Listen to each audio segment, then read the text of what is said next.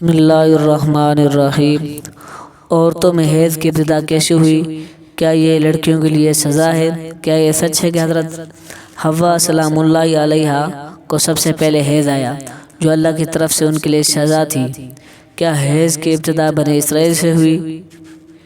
کیا بنی اسرائیل سے پہلے عورتیں حیض سے پاک تھی؟ آج کی ویڈیو انتہائی تحقیق کے بعد بنائی جا رہی ہے، جس میں ہم اپنے ناظرین کو قرآن پاک اور حدیث اور مستند روایات میں ان سب سوالات کے جوابات دیں گے۔ اصل میں اس موضوع پر بات کرنا ضروری ہے۔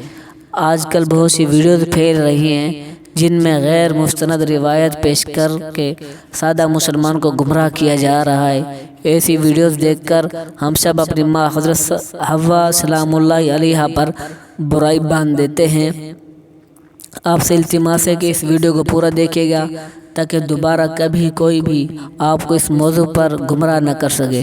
حضرت عبدالرزاق اور مسند اسحاق میں حضرت عبداللہ بن مسعود رضی اللہ تعالی عنہ اور حضرت اسماء بن ابی بکر سے روایت نقل کی گئی ہے، بنی اسرائیل کی عورتوں کو یہ اجازت تھی کہ وہ بھی مردوں کے ساتھ مسجد میں جا کر نماز پڑھا کرتی تھی۔ مردوں اور عورتوں کے درمیان ایک پردہ ہوتا تھا۔ پھر ایک دن ایک لڑکی اپنی ایڑیاں اٹھا کر مردوں میں اپنے یار کو دیکھنے لگی۔ پھر اس نے یہ روزانہ کا معمول بنا لیا۔ اس کی دیکھا دیکھی سبھی عورتوں اپنی مسجد میں آتی تھی، پھر ایڑیاں اٹھا کر پردے کے اوپر سے غیر مردوں سے تاک جھانک میں لگ گئی۔ چنانچہ ان مسجد میں جانے سے ایسے روکا گیا، ان پر حیض مسلط کر دیا گیا۔ اب کچھ لوگ اس روایت سے یہ سبق لیتے ہیں کہ حیض کی ابتدا بنی اسرائیل سے ہوئی، جو کہ غلط ہے، کیونکہ مفسرین اس روایت کی تفسیر میں لکھتے ہیں یہ حیض عام نہیں تھا، بلکہ بنی اسرائیل کی عورتوں کو مسجد میں گناہ کرنے کی اللہ پاک نے ایسے سزا دی۔ 4 مہینے تک مسلسل صبح شام وہ عورتیں حیض کی کیفیت میں رہی اور مسجد میں آنا جانا بند کر دیا۔ پھر جب اللہ پاک نے ان کی توبہ قبول کی تو یہ عذاب ان پر سے ختم ہوا۔ صحیح حدیث مبارکہ سے یہ ثابت ہے عورتوں میں حیض کی ابتدا روز اول سے ہوئی۔ آئیے اس بارے میں 2 حدیث مبارکہ بیان کرتے ہیں جن سے ثابت ہوگا کہ حیض کی ابتدا پہلے دن سے ہی ہے، نہ کہ بنی اسرائیل سے اس کی ابتدا ہوئی۔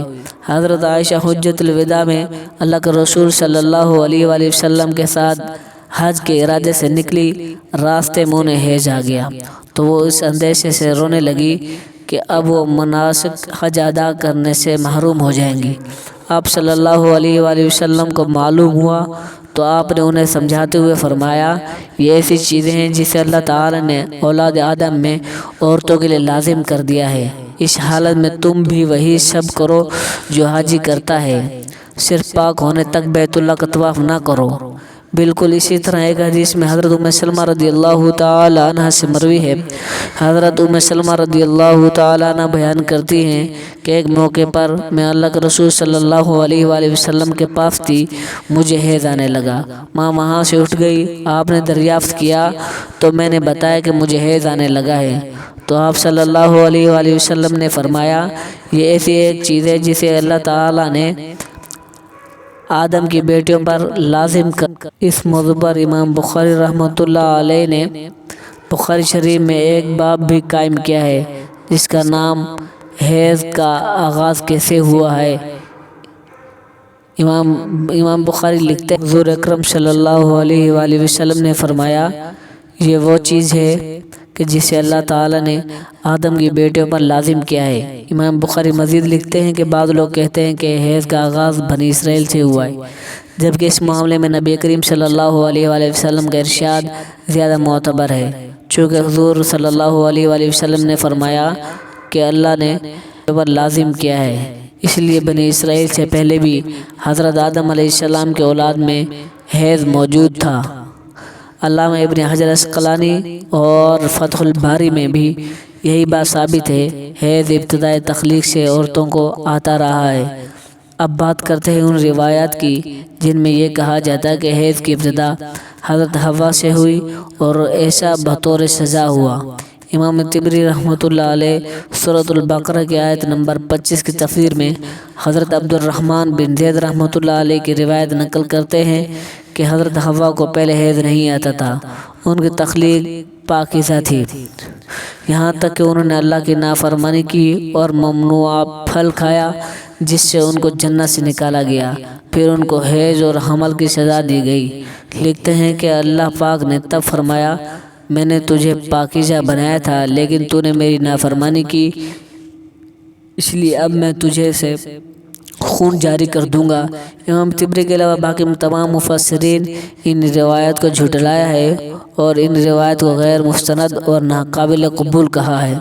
حیض دراصل ایک طبیعتاً مظہر ہے جس سے ہر ماں عورت بلوغت سے سنیاس تک دوچار ہوتی ہے اور اس صحت کی علامت سمجھا جاتا ہے۔ اسی حیض کے خون سے ہی بچے کی پرورش کی جاتی ہے، یہ اللہ پاک کا نظام ہے۔ غیر حاملہ عورت اگر حیض نہ آئے تو اس کی بیماری کی علامت سمجھا جاتا ہے،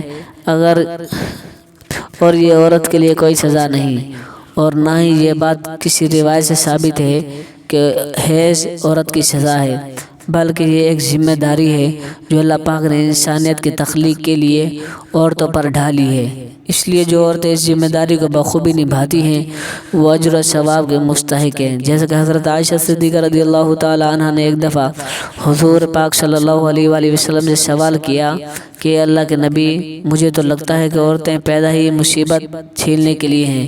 حضرت عائشہ کا اشارہ حیض اور حمل کی تکلیف کی طرف تھا۔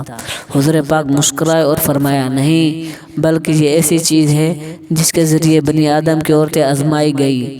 اس حدیث کی تشریح میں علامہ ابن حجر رحمۃ اللہ علیہ فتح الباری میں لکھتے ہیں کہ عورتوں کی تخلیق ہی اللہ پاک نے ایسے کی کہ انہیں حیض آئے اور ان پر پہلے دن سے ہی لازم قرار دیا۔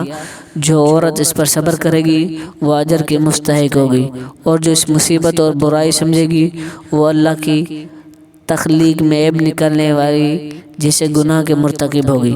امید ہے کہ اب آپ جان چکے ہوں گے نہ تو یہ کوئی سزا ہے عورتوں کی اور نہ ہی اسے سزا کے طور پر حضرت حوا سلام اللہ علیہا پر مسلط کیا گیا، اور نہ ہی حیض بنی اسرائیل کی عورتوں پر سے شروع ہوا، بلکہ حیض و حمل اللہ تبارک و تعالیٰ کی آزمائش ہے عورتوں کے لیے، جن کا اللہ پاک بروز قیامت عورتوں کو اجر فرمائے گا۔ اے اللہ پاک ہمارے تمام بہنوں کو اس آزمائش میں صبر و تحمل عطا فرما، ہم گناہوں سے دور ہو جائیں اور نیک اعمال کرتے رہیں۔ جزاکم اللہ خیرا کثیرا۔ سیکشن میں آمین لکھنا مت بھولیے گا۔ جزاکم اللہ خیرا۔